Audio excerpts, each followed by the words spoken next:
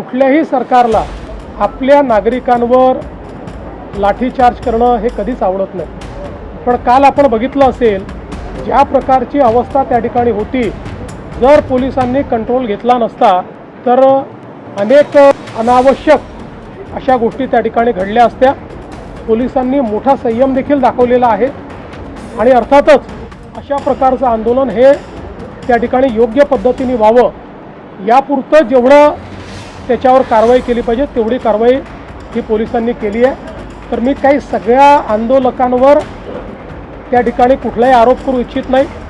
काही लोक चांगल्या भावनेने देखील करत असतील, पण हे निश्चित आहे की त्याच्यात असे लोकही घुसलेले आहेत की ज्यांना आपला स्वार्थ साधायचा आहे, ज्यांना या नीटशी काही घेणं देणं नाही आहे, ज्यांना केवळ अराजकता तयार करायची।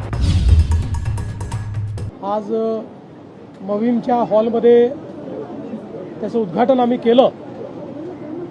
अतिशय सुंदर अशा प्रकारची चित्र दादांचं संपूर्ण जीवन दर्शवणारी, त्यांच्या लहानपणातली, परिवारातली, लग्नातली आणि त्यांच्या राजकीय सामाजिक कारकिर्दीतली विविध क्षणं जी आहेत ती अतिशय चांगल्या पद्धतीनं या प्रदर्शनाच्या माध्यमातून आपल्याला पाहायला मिळतात। दादांचा जसा उमदा स्वभाव होता, त्यांचं जे हास्य होतं, कधी त्यांची कठोरता होती, अशा सगळ्या गोष्टी आपल्याला या प्रदर्शनामध्ये पाहायला मिळतात। एकूणच हे प्रदर्शन पाहिल्यानंतर निश्चितपणे दादांचं व्यक्तिमत्व तर आपल्याला पाहायला मिळतंच, पण त्यासोबत अनेक आठवणी देखील या प्रदर्शनामुळे ताज्या होतात। त्यामुळे मी खरोखर या ठिकाणी अभिनंदन करेन ज्यांनी ही सगळी चित्र एकत्रित करून आणि इतकं सुंदर प्रदर्शन या ठिकाणी तयार केलं। आणि दादांवर प्रेम करणाऱ्या सर्वांनी हे प्रदर्शन आवर्जून बघावं अशा प्रकारचं माझं आव्हान आहे।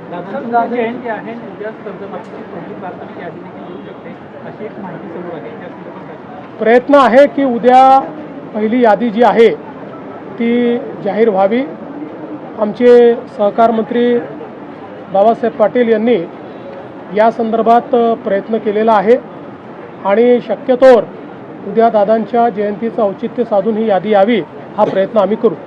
सातत्यानं ठिकठिकाणी राज्यात आंदोलनं होऊ लागलेले आहेत, कायदा सुव्यवस्थेचा प्रश्न निर्माण होऊ शकतो, काय अधिकची माहिती प्राप्त झाली का तुम्हाला या आंदोलनाच्या बाबतीत? बघा, असं आहे की लोकशाहीमध्ये आंदोलन करण्याचा अधिकार सर्वांना आहे। केवळ लोकशाहीमध्ये आंदोलन करतानाही संविधानाने दिलेले हक्क आणि त्यासोबत संविधानाने टाकलेली जबाबदारी या दोन्ही गोष्टी लक्षात घेतल्या पाहिजे। कोणीही परवानगी घेऊन आंदोलन करत असेल, शांतिपूर्ण आंदोलन करत असेल तर अशा आंदोलनाला परवानगी पण दिली जाईल आणि अशी आंदोलनं करण्याचा सगळ्यांना अधिकार आहे। जाणीवपूर्वक राजकीय अशांतता तयार करण्याकरता बिना परवानगी आंदोलनं करणे, हिंसा करणे हे मात्र कुठल्याही परिस्थितीमध्ये योग्य नाही। त्याच्यावर आवश्यक ती कारवाई केली जाईल।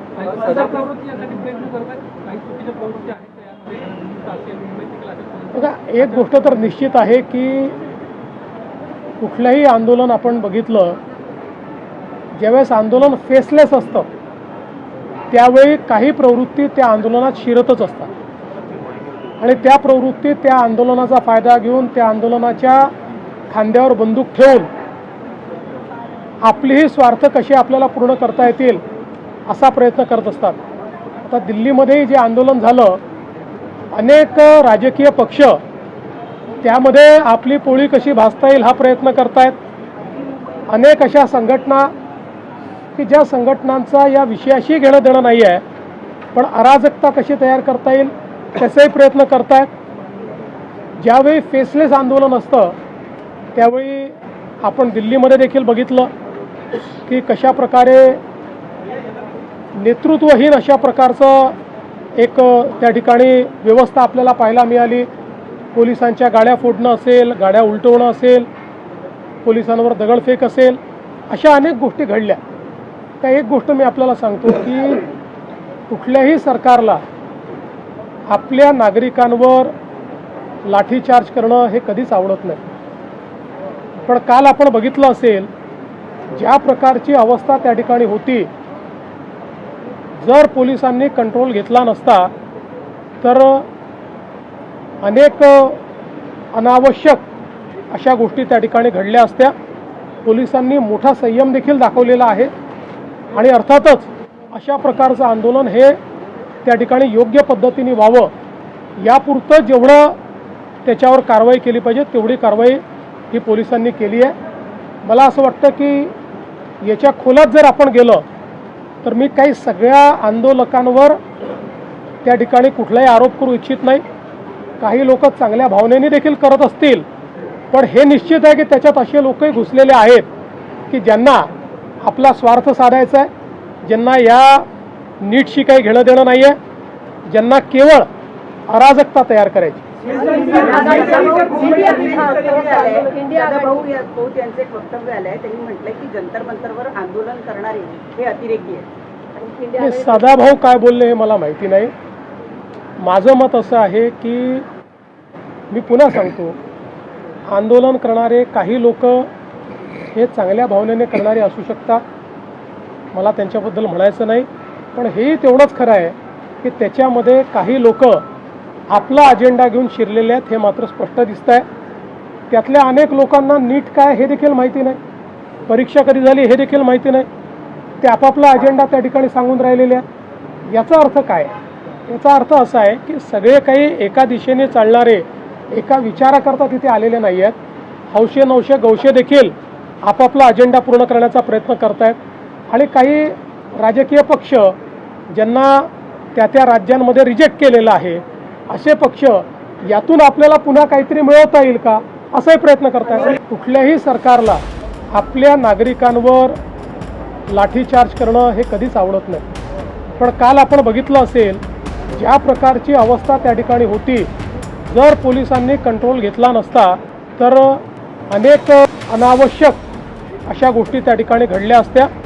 पोलिसांनी मोठा संयम देखील दाखवलेला आहे आणि अर्थातच अशा प्रकारचं आंदोलन हे त्या ठिकाणी योग्य पद्धतीने व्हावं यापुरतं जेवढं त्याच्यावर कारवाई केली पाहिजे तेवढी कारवाई ही पोलिसांनी केली आहे. तर मी काही सगळ्या आंदोलकांवर त्या ठिकाणी कुठलाही आरोप करू इच्छित नाही. काही लोक चांगल्या भावनेने देखील करत असतील, पण हे निश्चित आहे की त्याच्यात असे लोकही घुसलेले आहेत की ज्यांना आपला स्वार्थ साधायचा आहे, ज्यांना या नीटशी काही घेणं देणं नाही आहे, ज्यांना केवळ अराजकता तयार करायची.